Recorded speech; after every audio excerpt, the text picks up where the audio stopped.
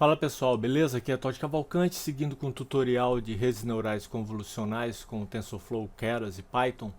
A gente está trabalhando em cima da base CIFAR 10. Na última aula a gente viu a arquitetura VGG3, né? 3 blocos de camadas. Nessa aula a gente vai inserir o Dropout. Antes de seguir, eu quero pedir para vocês curtirem aqui o conteúdo do Código Fluente, para vocês divulgarem nas redes sociais de vocês, divulgarem com os amigos, sugerirem tutoriais, fazerem comentários, passarem lá na página do Código Fluente no Facebook para dar um joinha. Eu deixo com vocês aqui esses links de afiliados que eu tenho aqui na Hostinger, DigitalOcean e One.com para vocês se inscreverem aí e conhecer o serviço dessas empresas. Esse link aqui da Digital Innovation tem vários bootcamps e tutoriais gratuitos lá bem legais. Aqui são os meus canais no YouTube, né, canais de música, e aqui o canal do Código Fluente com todas as playlists. É isso, vamos seguir então. Agora que estabelecemos um ponto de partida, ou seja, a linha base, né, o baseline, a arquitetura VGG com 3 blocos, podemos investigar modificações nesse modelo e no algoritmo de treinamento para tentar melhorar o desempenho. Vamos usar duas técnicas para isso, a regularização e o aumento de dados. Técnicas de regularização. Existem muitas técnicas de regularização que podemos tentar. Embora a natureza do ajuste excessivo, o overfitting, observado, sugira que talvez a parada precoce não seja apropriada e que as técnicas que diminuem a taxa de convergências podem ser úteis. Por isso analisaremos o efeito do abandono, dropout em português, e da regularização do peso ou redução do peso. Regularização dropout. Dropout é uma técnica simples que elimina nós, neurônios, aleatoriamente da rede. Ele tem um efeito de regularização, pois os nós restantes devem se adaptar para compensar o espaço dos nós removidos. O dropout força a rede neural a aprender recursos mais robustos que são úteis em conjunto com muitos subconjuntos aleatórios diferentes de outros neurônios. Ele praticamente dobra o número de iterações necessárias para convergir. No entanto, o tempo de treinamento para cada época é menor. Com H unidades ocultas, cada uma das quais pode ser descartada, temos 2 elevado a H modelos possíveis. Na fase de teste, toda a rede é considerada e cada ativação é reduzida por um fator P. O dropout pode ser adicionado ao modelo com novas camadas de dropout, onde a quantidade de nós removidos é especificada como um parâmetro. Existem muitos padrões para adicionar dropout a um modelo, em termos de onde adicionar no modelo as camadas, né, e quanto as camadas de dropout, né, e quanto dropout usar. Nesse caso, adicionaremos camadas de dropout após cada pooling máximo e após a camada totalmente conectada. Usaremos uma taxa de exclusão fixa de 20%, por exemplo, para reter 80% dos nós. A definição do modelo base VGG3 atualizado com o dropout fica assim. Então a gente colocou o dropout aqui, ó. Opa, tudo que está em azul, ó, tá vendo? Em 4 lugares aqui, na definição do modelo. Nesse exemplo, iremos treinar o modelo por 100 épocas, ao invés de 40 épocas, como fizemos nos exemplos anteriores, já que esperamos que o modelo continue a aprender acima das 20 épocas, que foi onde ele parou de aprender sem o uso do dropout. Então a gente pode acessar aqui o notebook, e aí eu quero fazer algumas observações, que é o seguinte: eu não consegui rodar no Colab por 100 épocas, né? O Google, ele chega no meio do processo lá, ele trava sua computação e para. Então você não tem como seguir. Então quando chegava mais ou menos em 68, 69 épocas, simplesmente o notebook trava. E aí eu rodei por 100 épocas, mas na minha máquina local, né, utilizando o Jupyter do Anaconda, e aí eu vou mostrar para vocês como vocês podem fazer, mas de qualquer forma, no notebook, eu coloquei o print lá, como se eu tivesse rodado. Eu não consegui copiar as células para lá, não sei porque não rolou, mas... deixa eu ver se... não é esse. Esse daqui é que eu coloquei o link ali ainda está com o link antigo da aula passada, mas depois eu corrijo lá. Mas tá vendo? Isso aqui é um print, né, do que eu rodei na minha máquina local, por 100 épocas, tá vendo? Isso é um print, já que eu não consegui copiar a saída para essa célula aqui.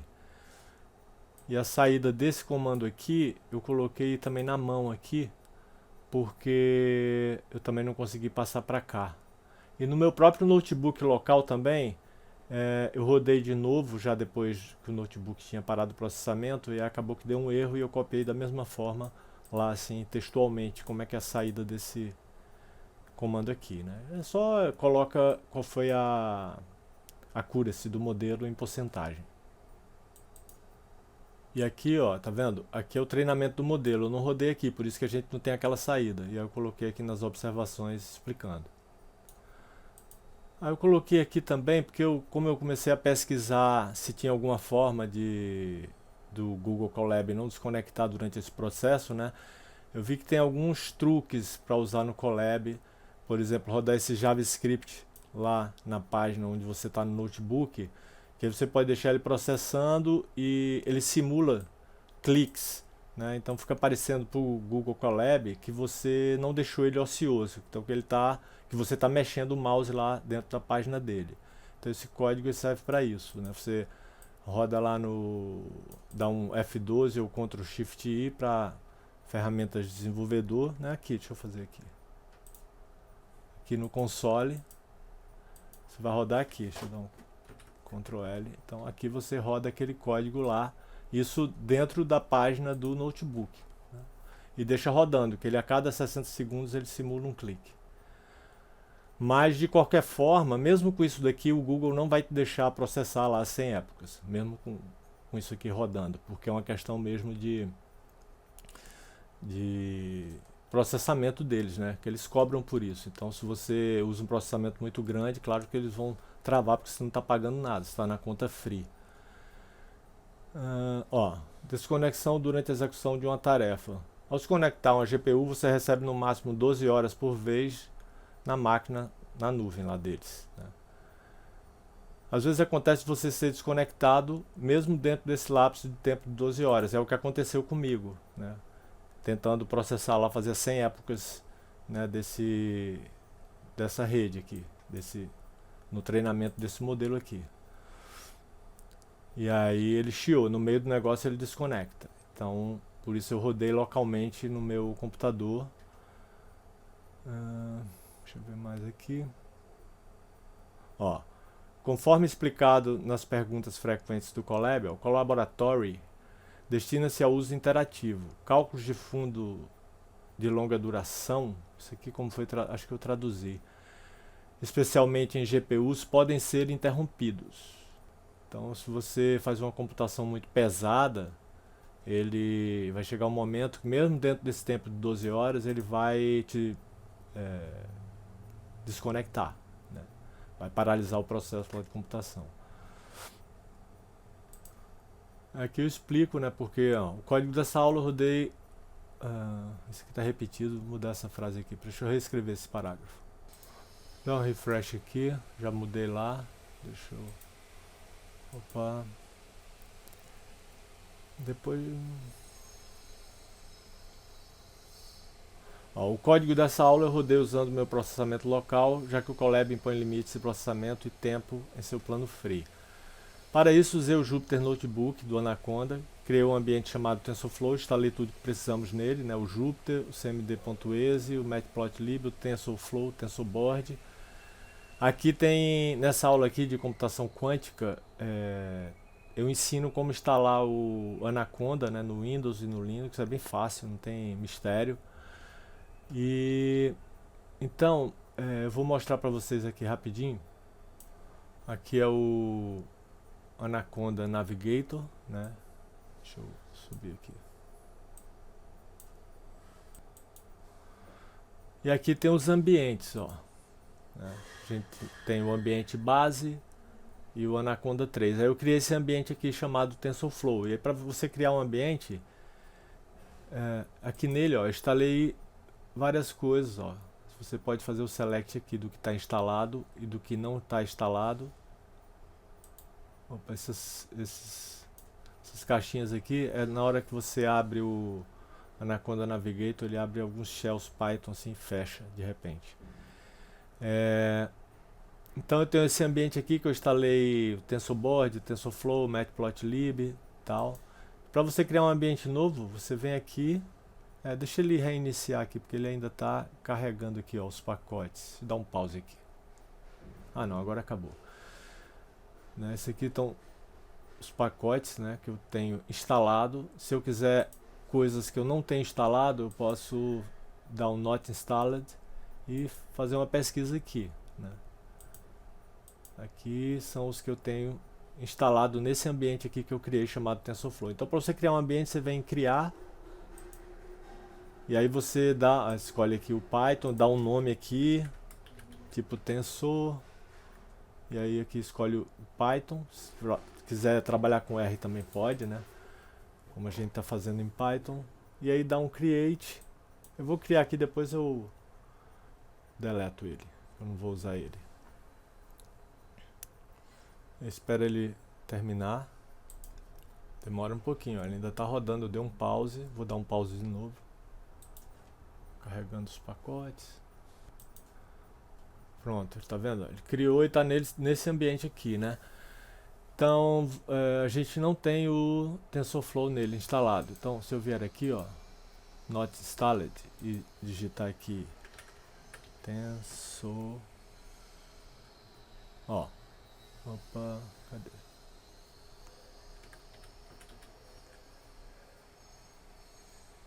Ó, você seleciona aqui, Apply, aí ele vai instalar o TensorFlow. Aí você quer o TensorBoard, a mesma coisa, né? Eu instalei os dois. Instalei também o Matplotlib.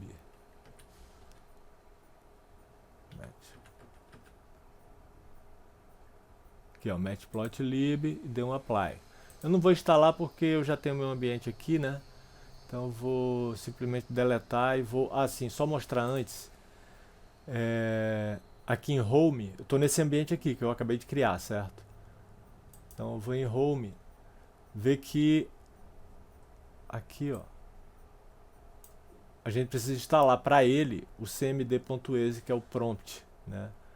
Assim como o próprio Jupyter, a gente não tem. Então a gente tem que clicar em Install para instalar. E tudo que a gente quiser e não tiver instalado, a gente pode clicar em Install. O que tem instalado são essas coisas aqui, ó, que estão como Launch. Né? Então beleza, já criei meu ambiente dessa forma como eu mostrei. Então eu vou voltar para o meu ambiente TensorFlow que eu já criei e vou deletar esse aqui. Será que eu... Ah não, eu tenho que selecionar aqui para deletar, eu tenho que estar nele, eu acho. Deixa eu tentar ver aqui. Vou dar um remove.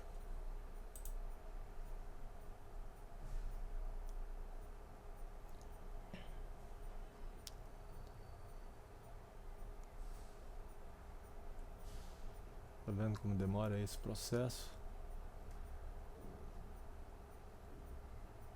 Esperar completar.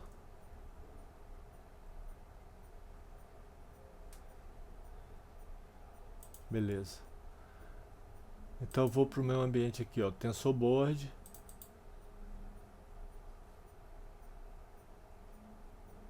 Ele voltou para o base. Deixa ele completar aqui. Pronto, agora eu selecionei aqui o TensorFlow.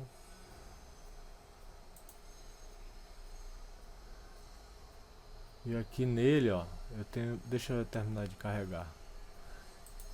Eu tenho já instalado aqui, ó, o Jupyter. Cadê? Aqui. Por isso que está como launch. E eu instalei o cmd.exe também, né? Só isso que eu instalei. E o TensorFlow e o TensorBoard e o Matplotlib lá como eu mostrei. Então a gente pode abrir aqui o Jupyter. Opa. Dar um launch aqui. Dá um pause aqui enquanto ele abre. Então estou aqui, ó, vou abrir o notebook.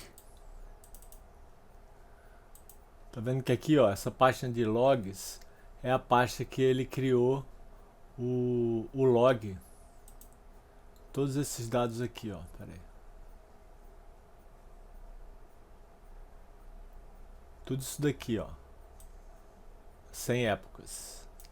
Tá vendo? Ó, 100 épocas. 87 e 19. 87% e 19. Todos esses dados aqui. Peraí.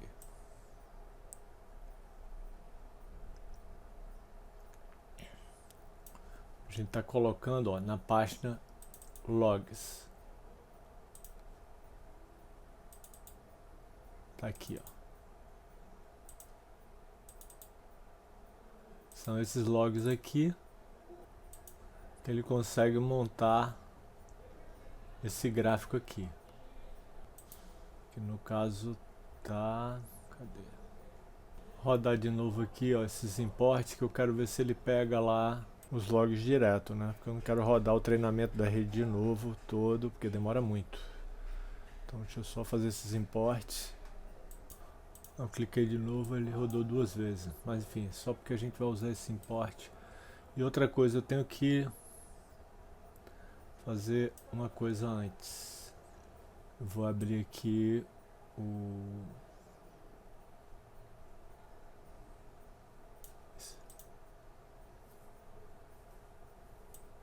Aqui eu vou entrar na pasta. Aqui onde está o notebook. CLS para limpar. Ó, eu dei aqui o run nessa célula aqui.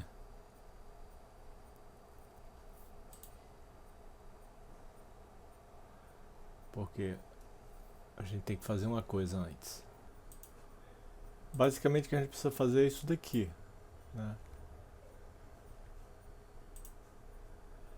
Só que aqui, ó, no CMD eu abri pelo TensorFlow, né, esse ambiente que eu criei.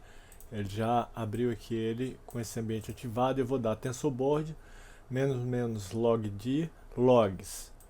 Essa pasta aqui, ó, onde tem os logs de quando ele rodou o treinamento. E a porta 66. Vou dar um enter aqui. Vamos ver se vai.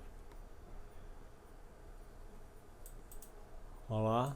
Localhost, porta 6006. Então vamos fazer o teste agora para ver se vai.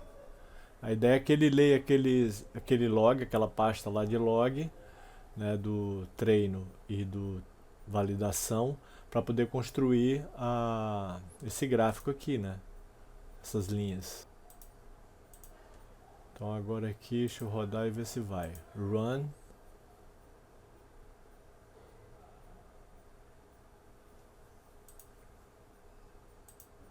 Mas não foi.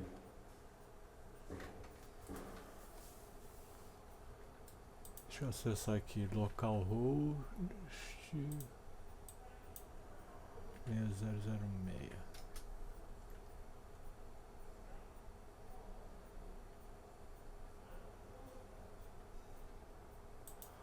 Eu dei rodei de novo aqui, ó. Aparentemente está indo, vamos ver. Tá rodando aqui. E aqui foi, tá vendo? Tem essa opção aqui de abrir direto no navegador. Ó, deu um erro aqui, mas no final das contas funcionou.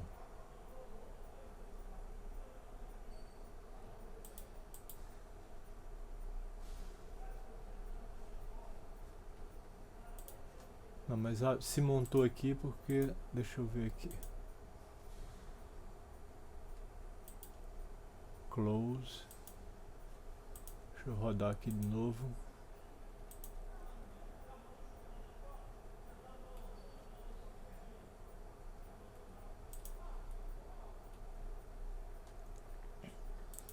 Enfim, aqui ele, de qualquer forma, aqui ele montou, tá vendo?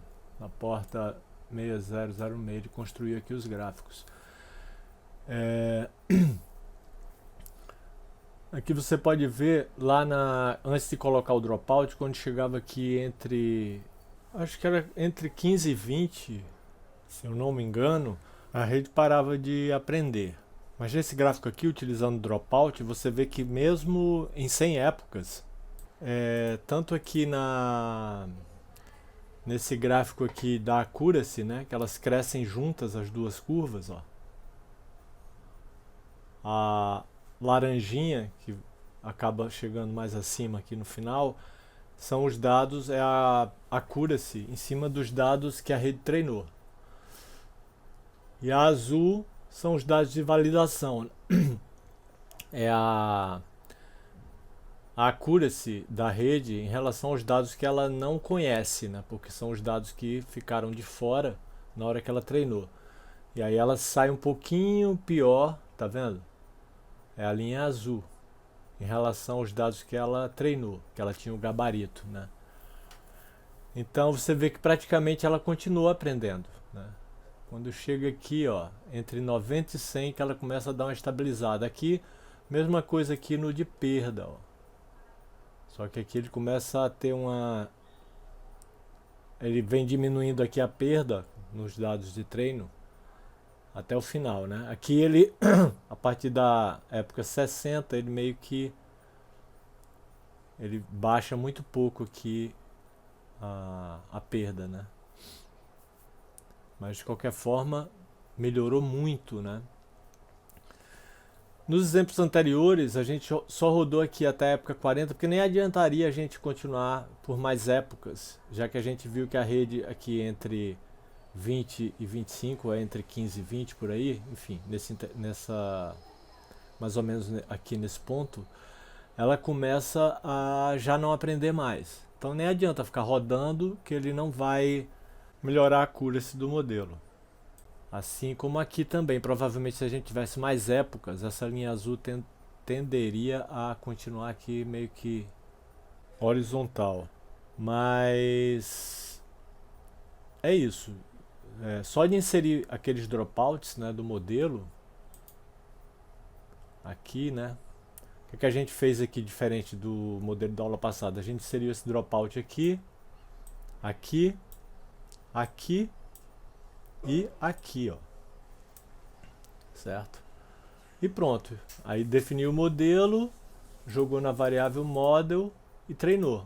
Só que esse treino eu não vou rodar aqui porque demorou horas, muito tempo. Né? E lembrando aqui que esse é um notebook local, na minha máquina local. Porque no Colab você não vai conseguir rodar 100 épocas, né, desse modelo.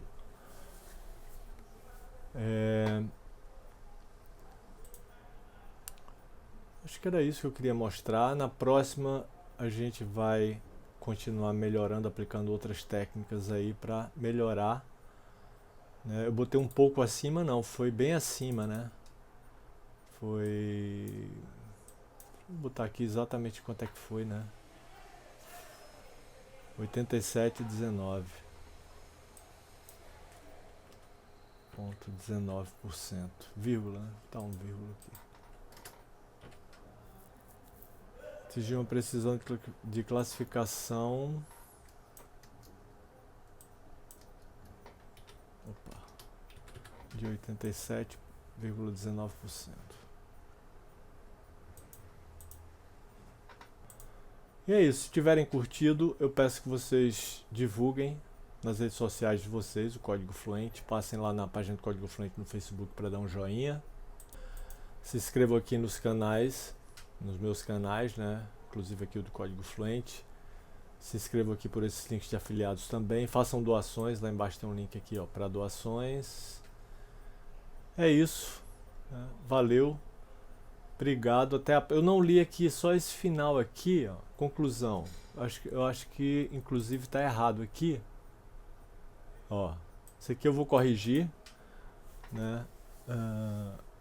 Porque eu tinha rodado com menos épocas, enfim, mas a gente viu que foi a 87%. Eu vou corrigir tudo isso daqui, mas enfim, é só uma conclusão de tudo isso que a gente viu, né? O dropout a gente colocou ele como 20%, né, para ele permanecer 80% dos neurônios com esse 0,2 aqui, aqui, aqui, aqui.